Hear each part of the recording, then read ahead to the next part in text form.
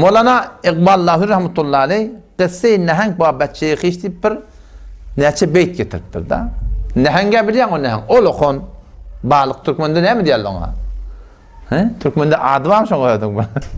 Neheng de olukon balık o deryada gezip yer şol öz oğlancığı bilen bir arada bir bolon gurrunma şona gidip şona netice çıkarıyor.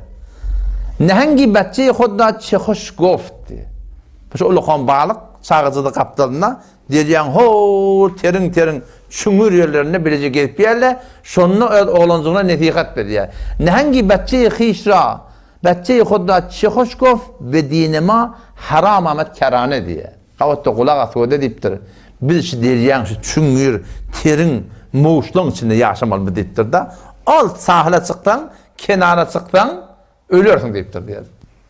Bir de şu oklaşık gelmez daha deyiptir da biliyor musun? Bir şu çüngürde çümüp göğünü çıkıp etek kaçıp şu tuğrutunda tuğup beylek ağdırıp biz şu cenk davanın içinde lapşı meydanına gelmeli deyiptir da o da oğluna. Nehengi betçe Hıdrat Çehoşkov bedinema haram amet kerane diye. O kenara çıkıp ay mene beşot namazı okuyun bana işim yok dedin. Bedinema haram amet kerane. Bizim dinimizde böyle bir dindarı yok. Hemen namazımı okuyordum oluyor. Meğer din fakat namaz mı? Din fakat arada mı? Hangi onun hesabın? O hesap o başta bırakıptı, bu başta bırakıptı. O yarımdan doğru deyipti, bu doğru deyipti. Bu doğan beytmeli, o beytmeli. Şu dava ne hemen dava? Hak bilen batılın davası. Sultan dava, hak bilen batılın davası. Şoki dava mı ne mi? Ay benim halkla işim yok. Hesapla işim yok mu diye. Bedineme haram amet kerane. Bütün diyanatımızda, İslam'ımızda da şeyde. Kaptala çekilip ben akayım. Ay beni öldüm o vatan moliye. Allah Teala kunu ansarallah. Dinin kömekçisi olun deyip dururlar. Sen Hudayın ayet emme öldüm o vatan moliye. Ve tevasav bil hak ve tevasav bil sabır olmasa Allah Teala senin insaniyetinde gururma deyip dur. Zindagide ben öldüm o vatan moliye. Halkla işim yok. Baba sen ben öldüm o vatan moliye diyeni şunu heyvan edene. Çün heyvan öldüne nıgmat berip durani kavveriye.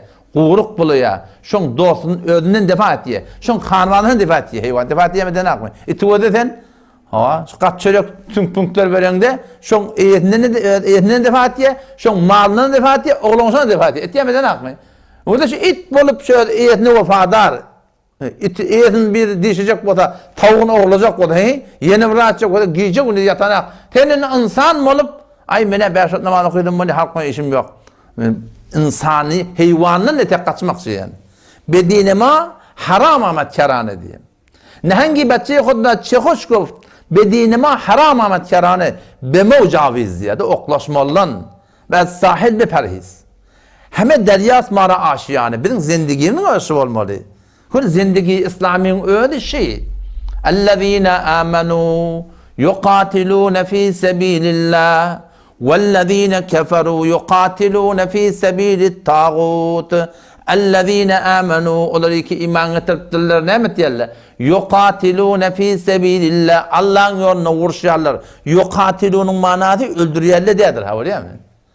Vuruşarlar diye Allah'ın yoluna. Ölüşüyorlar, oklaşıyorlar. Yani öldürmek maksat değil يُقَاتِلُونَ değil mi? Vuruşmaklık, oklaşmaklık meydanına.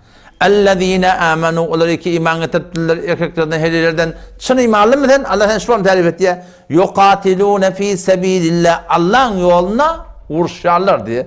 Bu ne mi diye? Beni öldüm o vatan mı diye. Halkma işim yok diye. Huday ne mi diye? Sen ne mi diyerdin? وَالَّذ۪ينَ كَفَرُوا يُقَاتِلُونَ ف۪ي سَب۪يلِ الطَّاغُوتِ Onları ki kafir oldular, onları şeytanın yoluna vuruşarlar diye. Vuruşan aklamış ola. Şu an şeytanın yoluna girerler.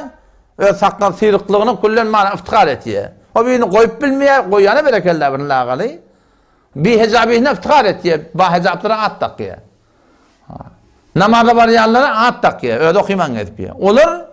Olur şu forum öl talat yoluna pokta olur. İmanladım ne mi? Beni ölüm ovatam oluyor diye. Nehangi betçeyi Hıdrat Çehoşkov bedinema haram amet kerane. O lokon balık ne mi? Çağızan dedi. Bir de sahile derya kenarı bir barmallar deyiptir. Böyle yaparsan hem ölüyen deyiptir.